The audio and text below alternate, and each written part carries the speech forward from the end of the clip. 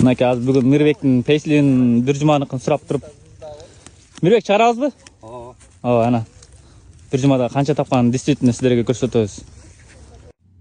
Ошондо Мирбек 56,5 саат иштеп, 1296 фунт грязно иштеген. Караванга аркы берки налогторго алгандан кийинкиси 1164 фунт чөнтөгүнө калган тазасы. Алай, каяктан болосуң сен? Бишкектен болот экен. Барды эле кыргыздар. Былтыр бул жакта руминдер топ пикерди берчү эмес экен. Быйыл кыргыздар катуу дейт. Натури. Катыш деп. Ой, ешалар Казактан келгендер. Жумуш бүтүп атат.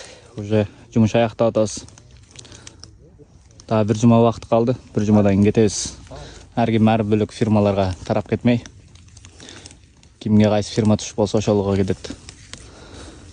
Гүлдө сезонго келип эле иштеп, кыла турган акчаны башка жактан 6 айда таба турган акчаны булар деген 2 айда 3 айда табып туруп эле Кыргызстанга кетип калат, башка фирмаларга барбай элечи.